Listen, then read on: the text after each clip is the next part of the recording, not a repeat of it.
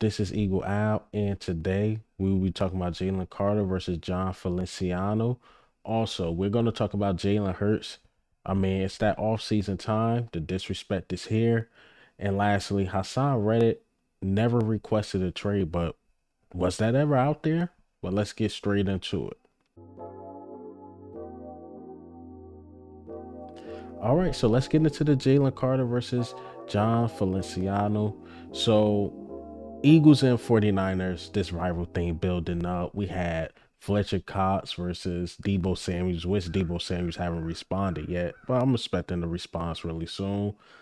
And John Feliciano is an interesting guy. It's an interesting guy because I believe it was JPA. They put something out like John Feliciano.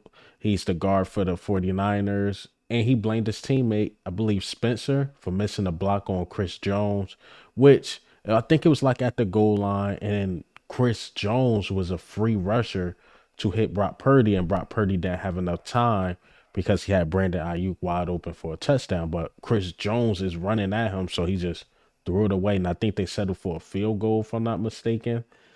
And a lot of teammates were mad about that. I mean, not to go on a tangent, but I love Kyle Shanahan. I have nothing against him. A lot of people say he's a choke artist, this and that. I believe he's a great offensive play caller. But sometimes his blocking assignments and the play actions can really get his quarterbacks hurt. Like last year, who was it? Haason Reddick. This year, it was Chris Jones who could have hurt him. But luckily, Brock Purdy did the smart thing of throwing it away. And Brandon Ayuk and all these guys are mad. But back on topic, so Jalen Carter on his Instagram put on his story like, yeah, this is the same dude who talked about my dead teammate, which we all know about the car thing. Allegedly, it was a race and his teammate crashed and passed. It was him. I believe it was a female as well. So condolences to them. And that's why Jalen Carter was crying on the sideline. Remember, we're like, yo, we get it. We're getting our ass kicked. But why Jalen Carter crying on the sideline? But what was coming out is like Jalen Carter so passionate about the game, this and that. He ain't like losing like that. And we just went with that. Like, well, stuff happens. But now it comes out like, yo, this dude was speaking on on my teammate back in Georgia. And obviously Jalen Carter is very emotional about that. But then the guy put out there, responded to Jalen Carter, or actually, I'm sorry, Jalen Carter put something else out there showing that he blocked him. But then the guy, John Feliciano, starts speaking his talk like, well, yeah, this is the same dude who said he was going to murder me and my kids will never see me. And there's some picture going around of Jalen Carter putting something up on his story with John Feliciano and his kids. And I believe that was taken the wrong way. But then Jalen Carter responded, and this is what he had to say. Also, John Feliciano say he was drunk, so the make the tweets extra funny. But let's go over the tweets. All right, so Jalen Carter said Jit must still be drunk because he was drunk when he said that about his teammate missing a blocking assignment. Jalen Carter put this out. It's cause he already see y'all calling me a murder. So he just gonna keep that going. He knows y'all gonna love it. I can't beat that. If you got the fans on your side, then you're right, I guess. That's what Jalen Carter put out there. Then Jalen Carter just put out like, I'm trying to be the best ever. Some people just trying not to get traded. All right, so that was Jalen Carter responded to what he was saying about the murder, this and that. But then John Feliciano put out there like, okay, I was wrong about Spence throwing my teammate under the bus, but the Jalen Carter thing I'm not wrong about. So they went on and on and on. Then Jalen Carter went on his Twitter just retweeting all positive stuff. It was just on and on and on and on. And look, I'm gonna ride with my guy Jalen Carter, man. I just don't see Jalen Carter threatening them like that. But maybe I don't know. I don't know. But as Jalen Carter said, like he's playing a narrative of, oh, a lot of people think I'm a murderer, so he's going to run with that. And Jalen Carter's calling this dude a liar. And hey, I think I'm on Jalen Carter's side on this because I don't think he'd be crying and stuff if it wasn't that serious. or if he said something like that to him, and then it was just banter, bad banter, but it was just banter back and forth. I could see Jalen Carter being mad, but crying on the sideline, I don't know about that, man. I don't know. I think John Feliciano went too far. And now, again, he's trying to play the fans in the narrative to make him look like a good guy. And I think I'm on Jalen Carter's side on this one, man. All right, so let's get into the next topic. I mean, the season is here. Jalen Hurts. The disrespect season is here. He was ranked 17 by the 33rd team or podcast or something like that. I think Brock Purdy was behind him with 18. But then you got guys like, no offense, but CJ Stroud, uh, Anthony Richardson. It was a couple guys, that Prescott, Kirk Cousins. It was a lot of guys in front of Jalen Hurts. And sometimes I'm starting to look at these things and like, okay, it might be shock value. As much as I don't like the 49ers and Brock Purdy, I mean, come on, Jalen Hurts and Brock Purdy should not be that far back because those are the two last guys to play in the Super Bowl. Even though Brock Purdy didn't have a good game, Jalen Hurts did. Those dudes should be moved up into the top 10 at least in the top 10. But again, might be shock value. Sometimes you got to make, I guess, cold takes or hot takes, I guess I should say, to get the clicks and the views. I mean, it got the clicks, it got the views. You used to basically the two most popular teams on the NFC, basically, with the Eagles and 49ers, and put their quarterbacks in the bottom 15. Come on. You know you're going to get the clicks. You know you're going to get the views because it's just a stupid take. I'm going to call it what it is. It's just a stupid take.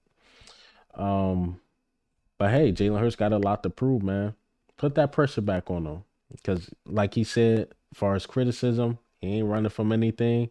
And I'm riding for my guy, Jalen Hurts, man. Y'all could doubt him all you want. Even on a down year, he was still able to go to the Pro Bowl.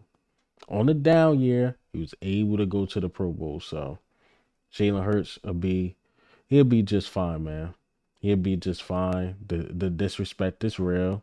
Won 11 games with bad coordinators. We'll see. We'll see how he turn it around.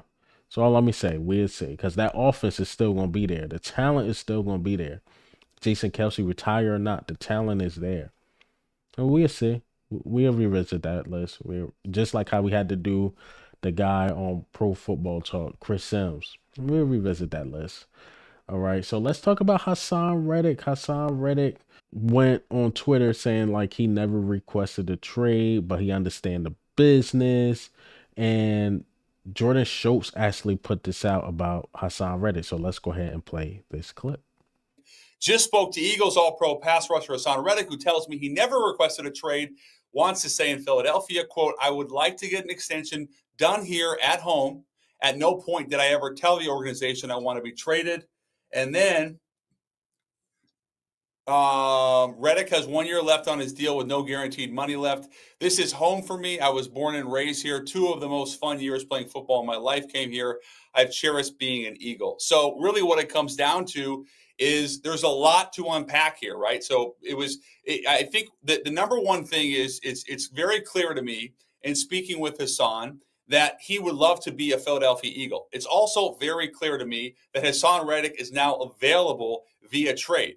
Thirdly, Haason never requested a trade. So I want to be very clear about that to Philadelphia Eagles fans. Haason never went to Philly, never went to Howie Roseman and said, I want to be out. I want this, I want that. I want to be with another team. That never happened. What did happen was, I think it's very clear now that Haason, who has 1 year left on his deal with no guaranteed money, he is keenly aware that this is a business. He quote tweeted my tweet earlier, said, this is a business, and I understand that. So basically, I think it's very possible, it's certainly possible that Haason Reddick gets traded. There's going to be a significant amount of interest because he is available via trade. And Philadelphia, who has a lot of really significant contracts coming up, and Haason has a big cap hit, I think they're trying to explore all options as well. But to be abundantly clear, Haason Reddick, just spoke with him again, never requested a trade from Philly. As you see, Haason Reddick never requested a trade, but was that ever out? No. So it's contract talks. That's what's out, meaning the Eagles are giving him permission because the money he want, the Eagles just simply don't have. We could extend him, save what, like 11.8 million against the cap. But if he want more money, he might have to go to another team. We might have to trade him.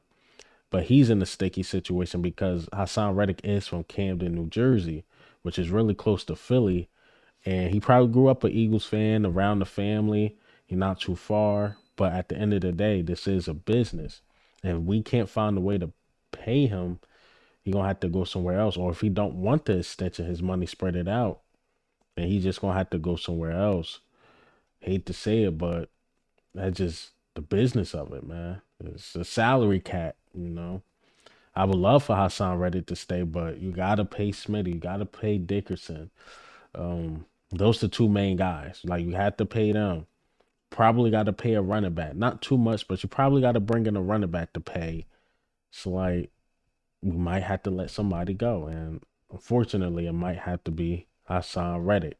Hopefully, we can extend them. Everything works out, like the Darius Slay thing. Philadelphia Eagle this upcoming season. That's Haason Reddick was very productive. I mean, towards the end of the season, everybody fell off, but for the most part, he was very productive, man. But hey, man, what do you think and how do you feel about the news today? Jalen Carter versus the John Feliciano guy. Also, Jalen Hurts, the disrespect, and Haason Reddick. But does this Eagle out, man?